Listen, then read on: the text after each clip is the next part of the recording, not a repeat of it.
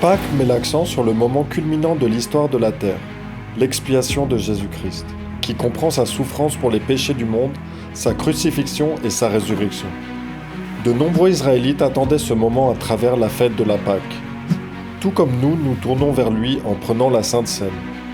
La Pâque et la Sainte Seine pointent toutes vers notre délivrance personnelle par notre Sauveur et Rédempteur du monde.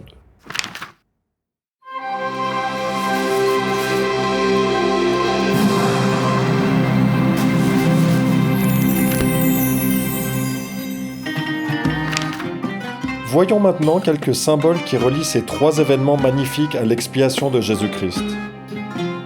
Avec la 10e plaie destinée à libérer les enfants d'Israël, le Seigneur envoya son ange destructeur pour tuer le premier-né mâle dans chaque maison en Égypte. Cependant, Dieu prépara un miracle pour sauver ceux qui adoraient Jéhovah, afin que l'ange destructeur passe au-dessus de leur maison. D'abord, le peuple devait être disposé à suivre le prophète pour être sauvé, même si ce que Moïse leur demandait pouvait sembler un peu étrange. Pourtant, chaque famille qui obéit exactement à Moïse, témoignant qu'elle croyait en Jéhovah, fut épargnée par l'ange destructeur. Les instructions prophétiques de Moïse pour la Pâque, afin de sauver les Israélites, comprenaient le fait de prendre un agneau mâle, premier-né, sans défaut, aussi parfait que possible et de le placer sur un autel. Il ne devait briser aucun de ses os, puis le faire rôtir dans un processus de sanctification, tout comme l'agneau de Dieu nous sanctifie. Une fois préparé, l'agneau devait être entièrement consommé, sans rien laisser, tout comme nous devons recevoir pleinement l'expiation du Christ. Il ne s'est pas sacrifié inutilement, et aucune partie de son offrande ne doit être gaspillée.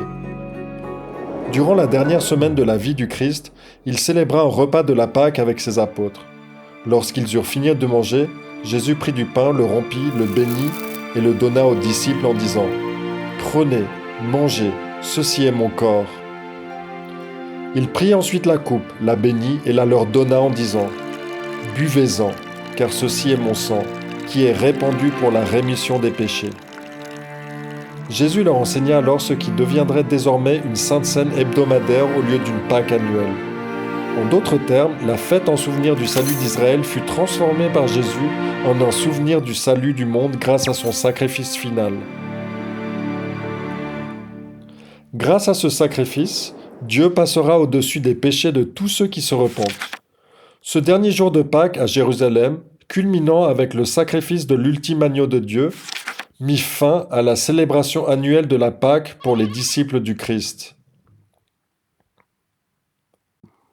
Aujourd'hui, nous nous souvenons de notre propre délivrance future en assistant à une réunion de Sainte Seine plutôt qu'à une réunion de sacrifice, et nous nous rassemblons symboliquement autour de la table de la Sainte Seine plutôt que dans l'autel sacrificiel. Pendant ce service, les prêtres bénissent le pain et l'eau afin qu'ils soient sanctifiés pour l'âme de tous ceux qui en prennent.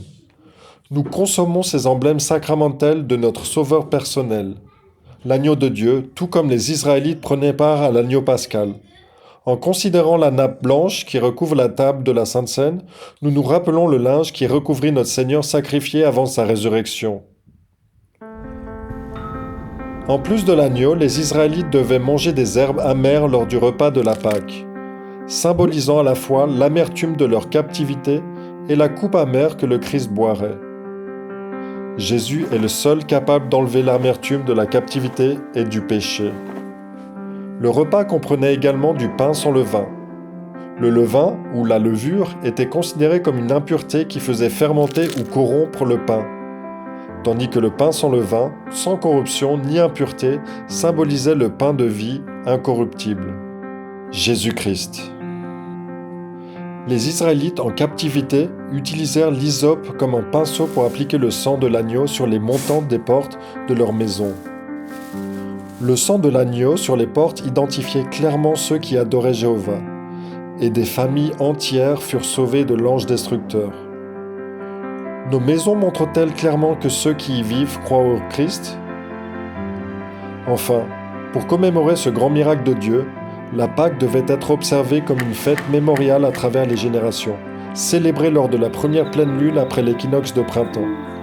Lors de ces célébrations, le père de famille devait enseigner à sa famille comment le grand Jéhovah les avait sauvés grâce à la Pâque. De la même manière, nous assistons aux réunions de Sainte Seine pour fortifier notre foi en Jéhovah et participer à la Sainte Seine en souvenir de notre propre délivrance par lui. Lorsque vous célébrez Pâques, souvenez-vous des symboles qui pointent vers le plus grand événement de l'histoire.